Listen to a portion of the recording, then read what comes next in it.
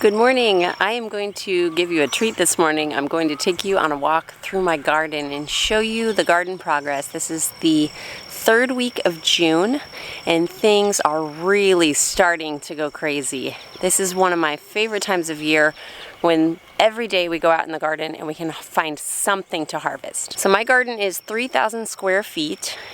It has, over the last few years, just continued to get bigger and bigger as I have gotten a better handle on gardening. The last couple years, I have done no-till gardening, and this year in particular, I am reaping the rewards of that. When you switch a garden over to the no-till method, the first year can be a little rough. You're implementing the strategies, but it hasn't yet had the time to benefit from those strategies. And so it wasn't a great gardening year for me, although I still produced things.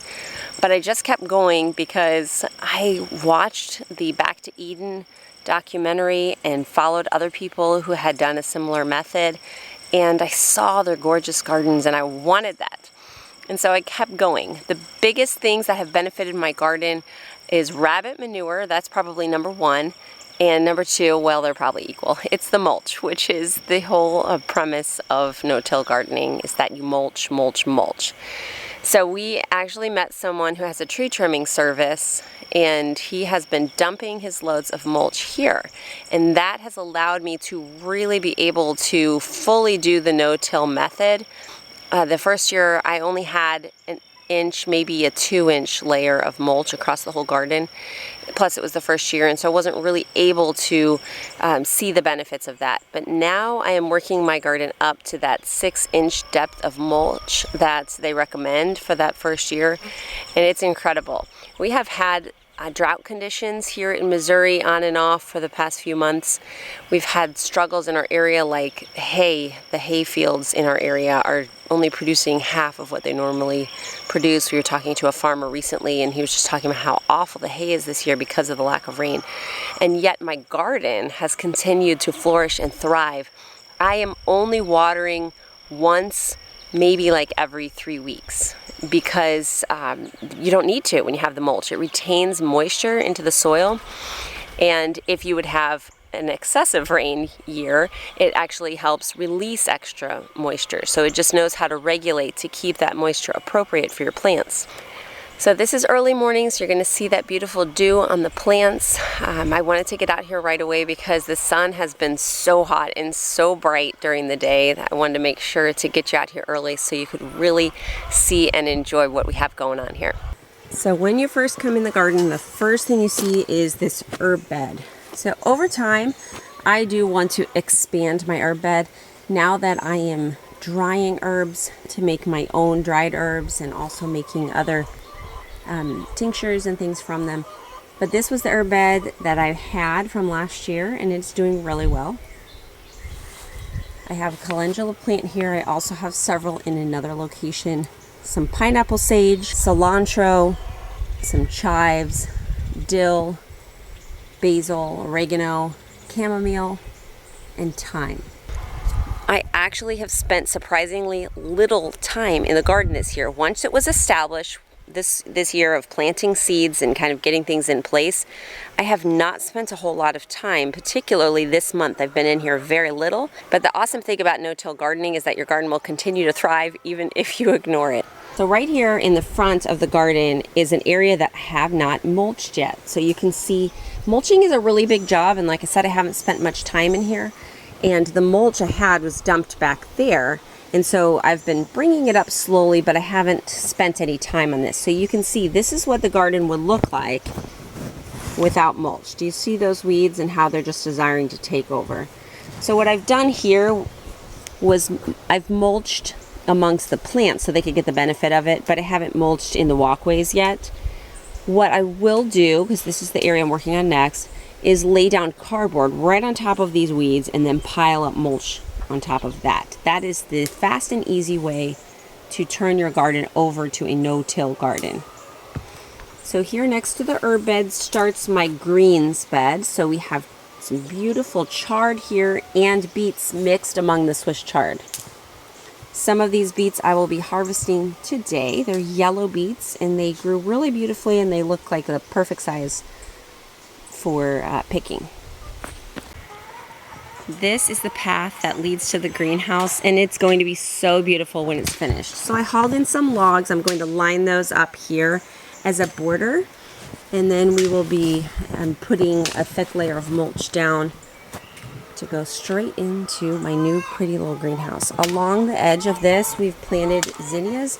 These were all volunteers from last year that grew in one big patch in the middle of the garden. And Bella has helped me move them all to multiple places around the property. And now, mid-June, they're blooming like crazy, and I just love them.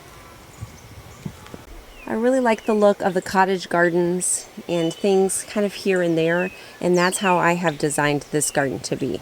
So this year, right behind these greens, I have a row of marigolds, and then I have some tomato plants. All of my tomatoes are kind of mixed together this year. There are determinate and indeterminate. There's cherry tomatoes and larger tomatoes like brandywines and purple Cherokees. They're all just kind of interspersed together.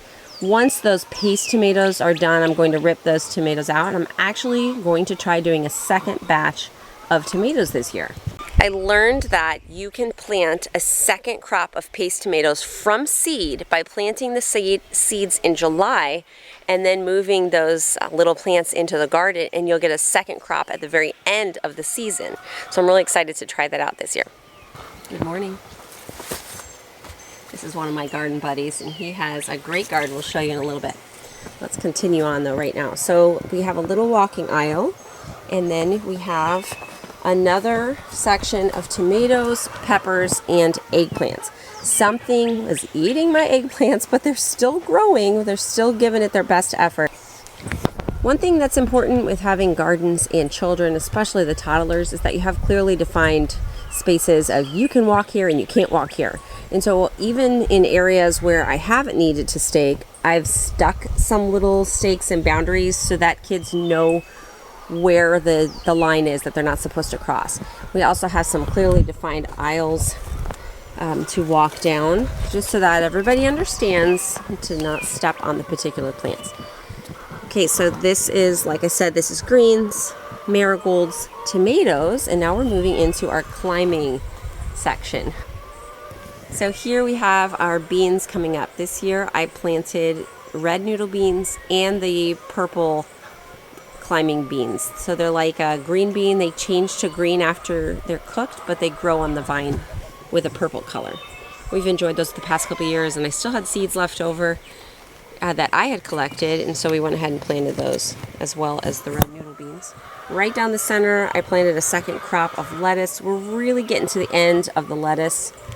A trick that I learned about growing lettuce in hot temperatures is that after you pick the lettuce, you submerge it in ice water right away. And I leave mine sitting in ice water for like at least 30 minutes on these hot days that we've been having. And it really helps take a lot of the bitterness out of the leaf. After I soak it in the ice water, then I drain it and I move it into the refrigerator for storage just like normal. It's helped us to be able to continue eating salads even through June, although we are now getting to the point that it's really getting pretty bitter and starting to bolt. So I've been feeding it to our pigs and cow, and they absolutely love it. You can see how these zinnias have just popped up in places all over the garden. It was really amazing how many volunteers we had, but they're my favorite garden flowers, so I wasn't complaining.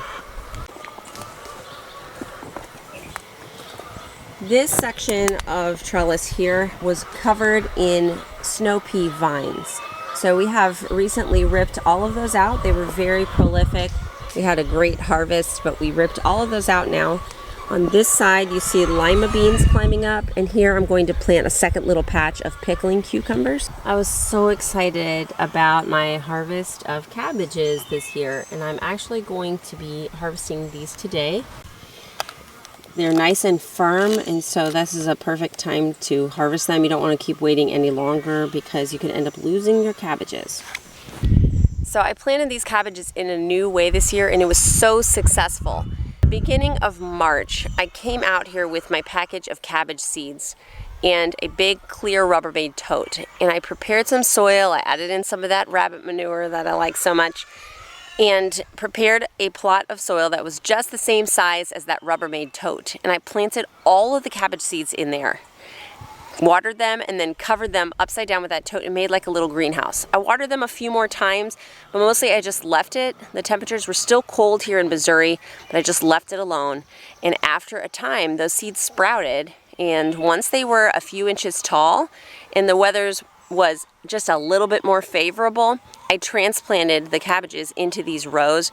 They have done amazingly well. Cabbages also don't like a lot of water. Overwatering or too much rain can actually cause them to split. So I know that our drier conditions this year have also been really good for these particular cabbages. Next to my cabbages, I have a row of onions. So these were also planted from seed. And again, this is something that I've never done until this year. The onion seeds I planted the very end of February, may have been the beginning of March. I had a baby on February 1st, and so I wasn't sure how with it I would be with getting seeds going. And they were a little later than I would have liked, but I said, you know what, I'm just going to do my best. So I got those seeds in the ground, not in the ground. I planted these in just a box of dirt. I basically used an old mixed greens container that I had gotten from the store. And I planted the onion seeds in that container and put the lid on it. So again, it acted like a little greenhouse. I put that in my bedroom in a sunny window and watched those little seeds grow. When they got about 3 inches tall, I gave them a haircut. I just sheared the greens right off and then let them continue to grow, and that gives them a stronger plant. It makes them a stronger plant. Once I transplanted these into the garden, I put them fairly close because I just wanted to cram a lot of onions in the small space, and they have done really well. I have a couple of Celosia plants right here next to the onions. These were also volunteers that came up. They are just beautiful. They will get even larger. These will become big feathery flowers that are really pretty in cut arrangements. Also in this patch, I have some more pepper plants. This is another plant that I did not get the seed planted early enough, and so we don't have peppers ready to harvest anywhere near, just baby peppers right now.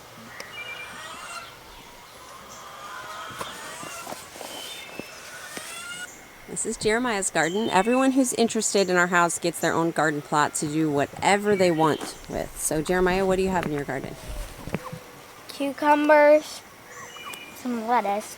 I'm probably going to pick that, pull it up. But one onion, marigold, and a tomato. There's some chard over there. And this jalapeno isn't doing so good. Why do you think it's not doing so good? Well, it's all crumbly. It's bending over. Leaves are turning brown. So the one time that we do need to water this garden a lot is when you first transplant something. Yeah. Until it gets enough roots to sustain itself. So I'm wondering if maybe it didn't get watered a lot when it first went in. Yeah, just pull it up. Oh, it looks like the roots were actually damaged. Hmm. Could have been a chicken.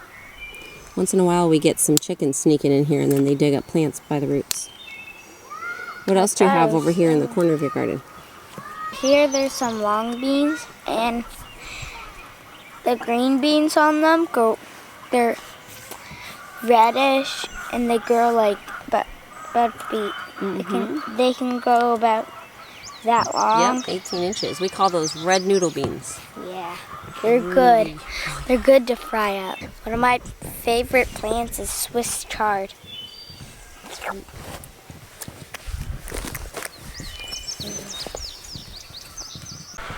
So this portion of the garden was my original garden when we first moved here, although it has evolved over time. The second half of the garden was brand new last year, and that is this half of the garden here. Right in the middle is this giant blackberry bush. Well, it's multiple bushes. Last year I learned that you have to trim off any branches that bore fruit, because the branches only bear fruit once and then they're done. So because I pruned so heavily last year, we have a bumper crop this year. The kids have been anxiously watching to see when they start to turn colors. This one's all red almost. It only got a little bit of green on the bottom. So blackberries grow on the second year branches. So whatever branches you have growing this year that don't have berries, those will be the branches that berries grow on next year, and then they just fruit once. So once you have a branch that's fruited and all the berries have been picked, go ahead and cut that off as low as you can go because it's done. So in this second half of the garden, I've been working hard to amend it because, of course, it's the newest and it's the least amended when it comes to the rabbit manure that I put on it. So we did dump a bunch of spent cow manure on it. That helped a lot. And then as I planted each plant, I put rabbit manure directly into it. So this is where I planted our watermelons and our honeydew melon. They are just really getting started, but they're growing very fast. I can see a lot of progress every week, and so I'm excited about that. This is honeydew melon here, and you can see some weeds starting to come through this mulch because, like I said, this is a new mulched area.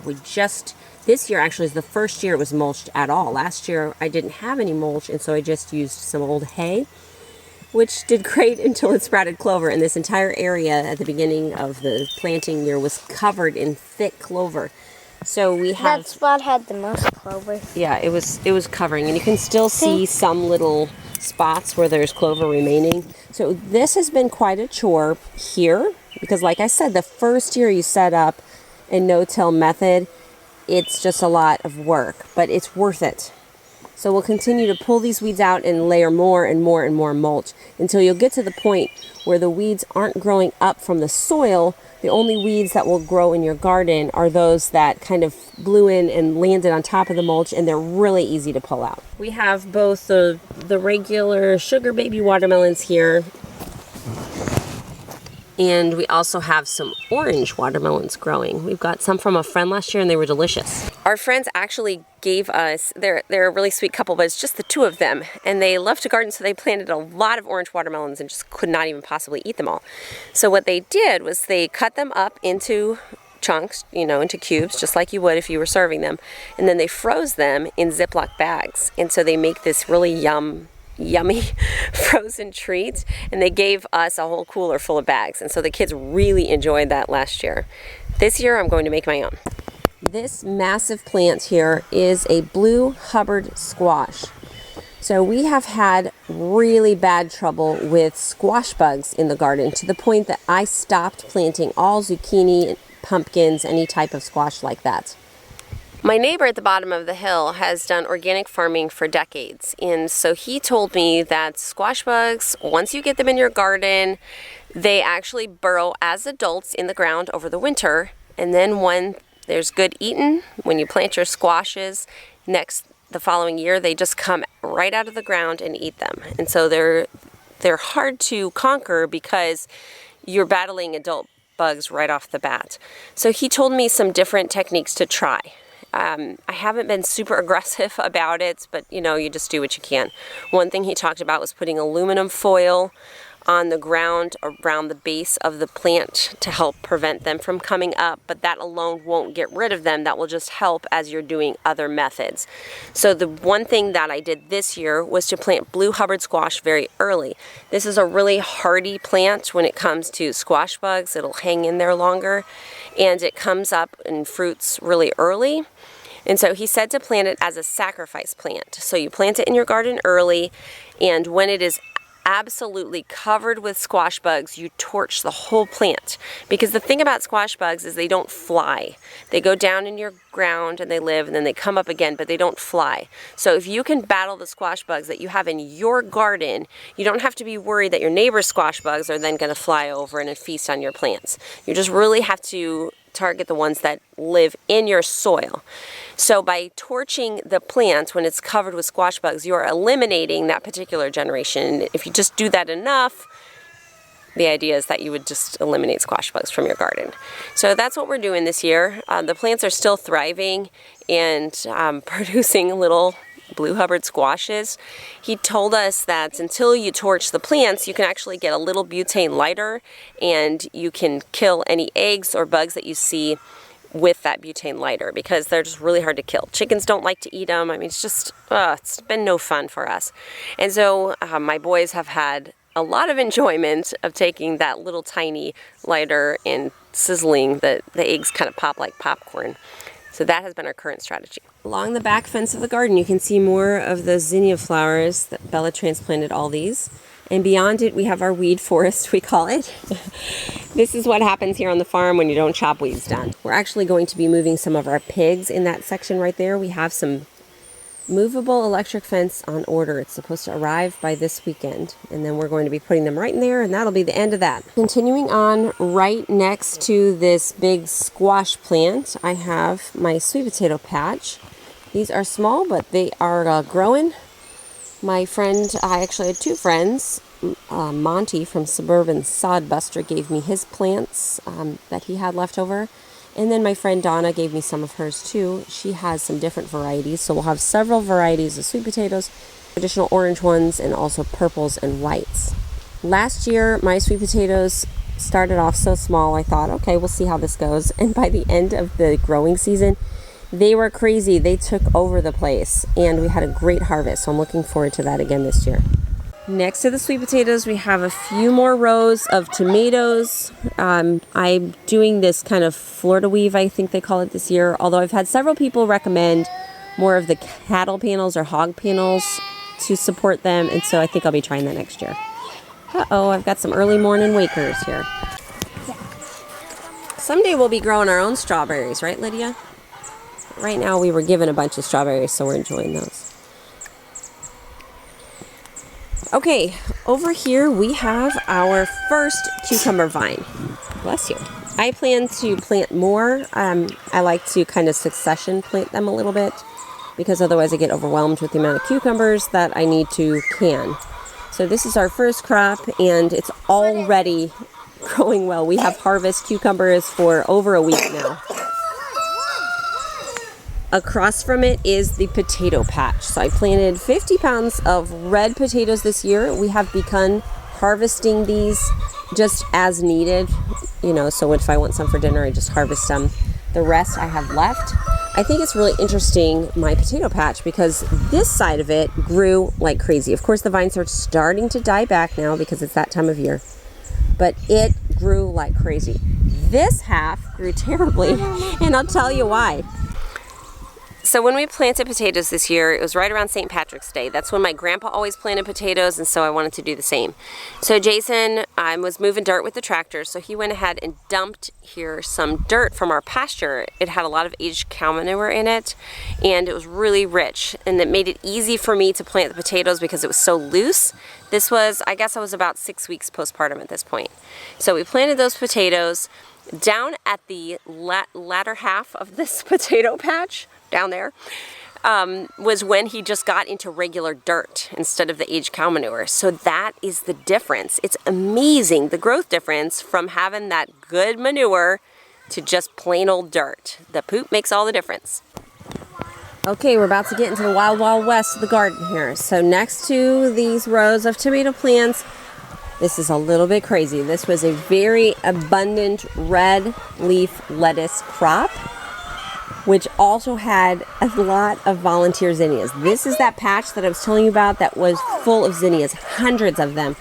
Visitors that came over the course of a month, everybody took home zinnias. I just couldn't stand to throw them away because they were so healthy. And so I would just dig out shovelfuls, put them in boxes, send them home with people. Now they get to enjoy them in their gardens.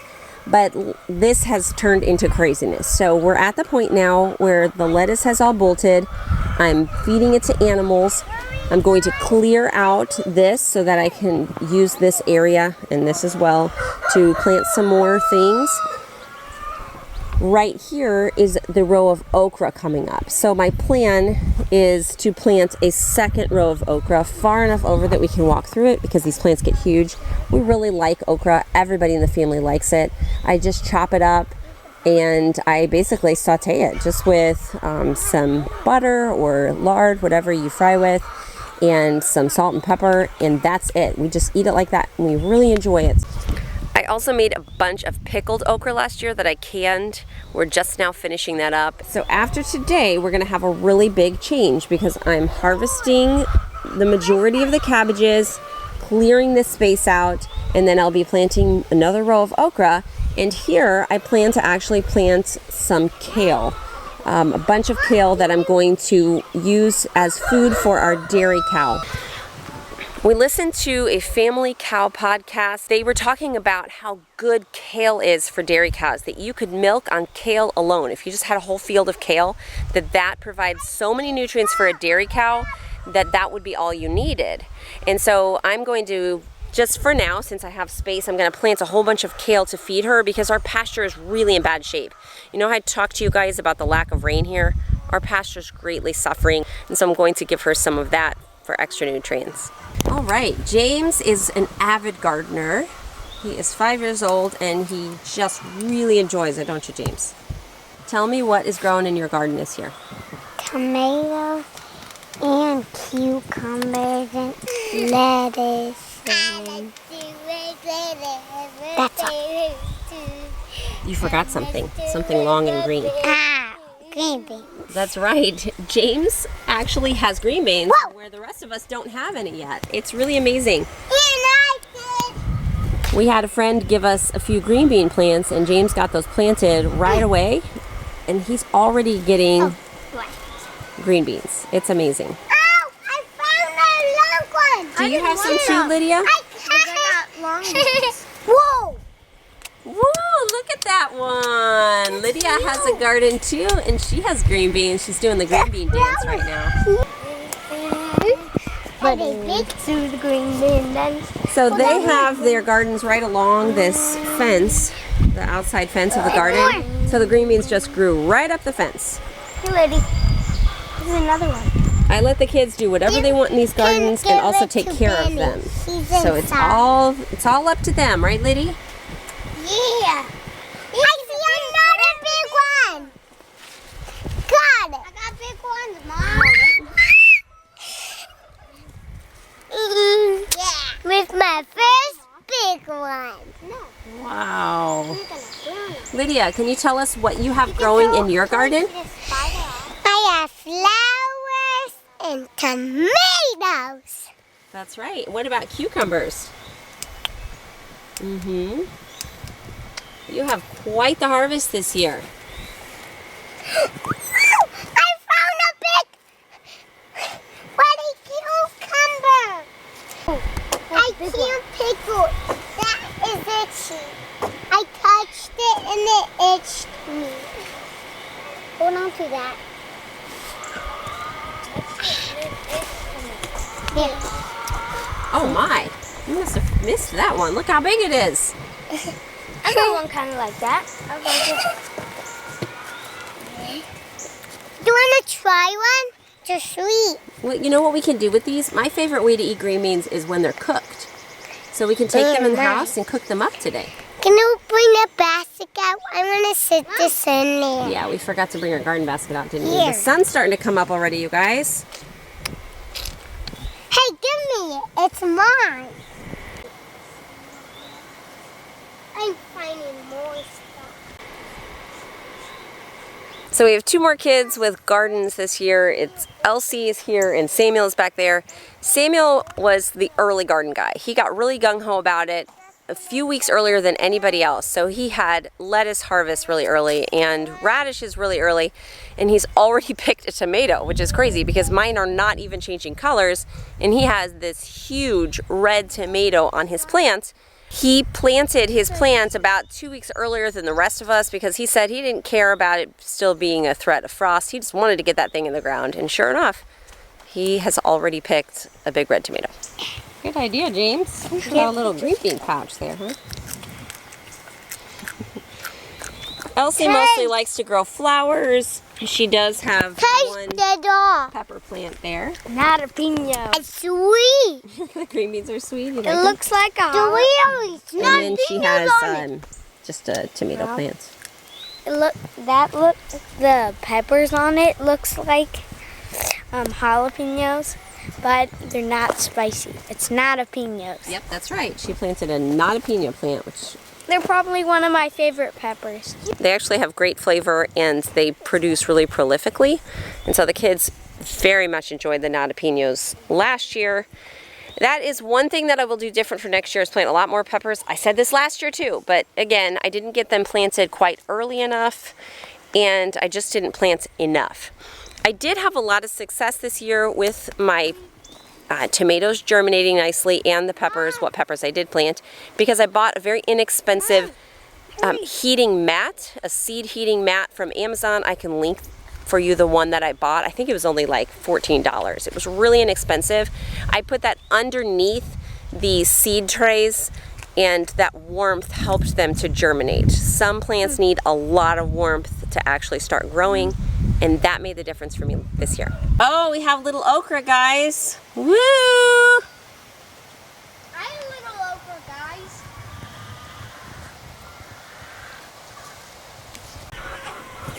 So my second section of garden is right next to this chicken coop. These birds are about to be let out for the morning, so hopefully they're not too loud for you in the meantime. But we had a small fenced-in area next to this coop, and so I took advantage of it for a flower garden. I was remarking to one of the kids yesterday that this is really kind of a great example of why the mulch is so wonderful. So this garden is not mulched at all. Can you hold these for me for a minute? And you can see I have a couple pepper plants in here that not only are drowning in weeds, but also not getting as much consistent moisture because I never mulched this section.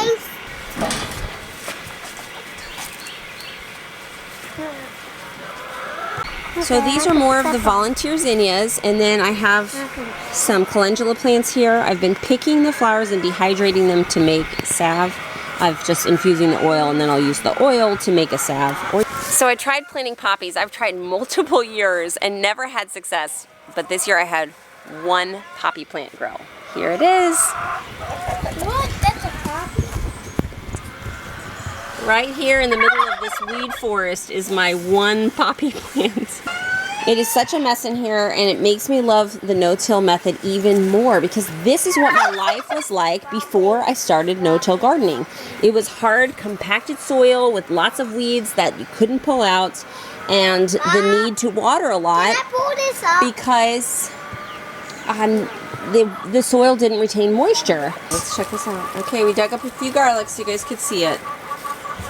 Are we gonna dig more? They aren't as big as last year, but they did grow in spite of the... Can I see one, please? Yeah, they aren't as big, but they did grow in spite of the terrible growing conditions. We'll do better on that next year.